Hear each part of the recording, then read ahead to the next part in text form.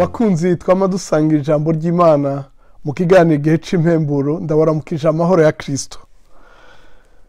Aho dusozera uyu mwaka w'ibihumbi 2019 nkundire dusangira ijambo ryo mu gitabo c'uwavugishwa n'Imana Yeremiya igice ca 29 umurongo wa 11.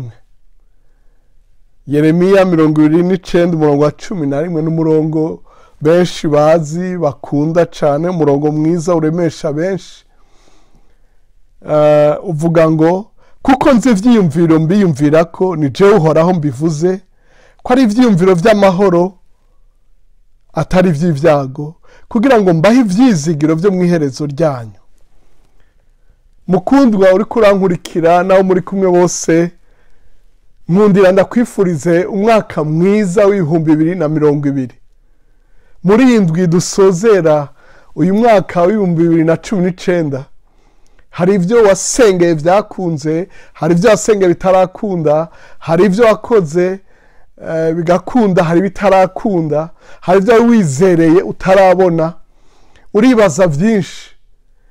Mugabo reka ndagusabe ngo ugarukane ivyiyumviro vya mu vyiyumviro vy'Imana. Uhoraho avuga ngo ndazi ivyiyumviro ndabiyumvirako. Mu zindi ndimi aravuga ngo ndazi imigambi ndabafiseko, ndazi les projets ndabafiseko, imigambi ndabafitiye. Mu ijambo ry'Imana nyene muri Yesaya 55 umurongo w'8 navuga ngo ivyiyumviro vyanje ntimeze nk'ivyanyu, birabiruta gose cane. Nk'uko ijuru ryitanga isi riruta isi, niko ivyiyumviro vyanje bimeze. Urumva ko ivyiyumviro vy'Imana biri kure. Ariko hariho n'isezerano muri Amosi igice ca 3 umurongo w'7 rivuga ngo uhoraho ntaco azokora atibibanga abasavyi biwe bavugishwa nawe. Ivyo rero birakora ko bishoboka kumenya ibanga riri umutima w'Imana, ivyiyumviro vyayo, imigambi ifise. Uyegere muri iki gihe uyisenge. Ntusamazwe n'iminsi igiye, ntusamazwe n'iminsi mikuru n'ibigira bize, ahubwo uje imbere y'Imana uti Mana niki ugomba koshikako.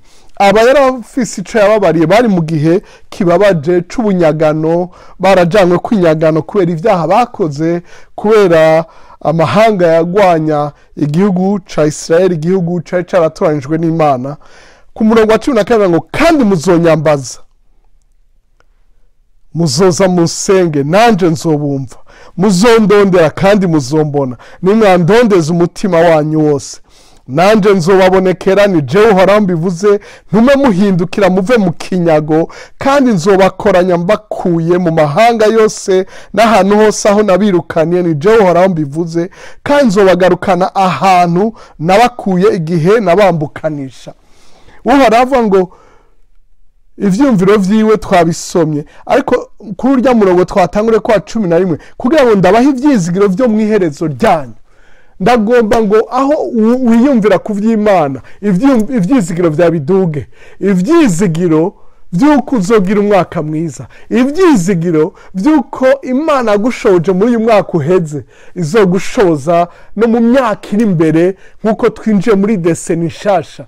Imana ikugire neza, Imana igushoboze kumenya umutima wayo.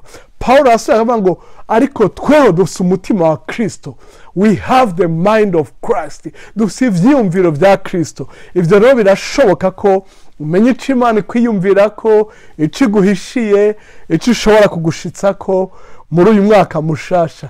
Imana iguhezagire, uheze umwaka ufise ivyizigiro, uheze umwaka witeze ko Uhoraho gukura mu kinyago c'amadeni, mu kinyago c'ingwara, mu kinyago aho mwasi yakujanye hatari iwawe, hatari wanyu. Uhoraho agusubize mu mugisha wawe, Uhoraho agusubize mu gakiza, Uhoraho agusubize mu mahoro, Uhoraho agusubize mu magara meza, ubuzima bwiza, umunezero, mu ntsinzi. Uheze umwaka neza, utangura uwundi. Ndavuze ngo umwaka mwiza mu Mana, umwaka mwiza mu bawe, umwaka mwiza impande zose z'ubuzima bwawe. Urakoze kudutega yombi.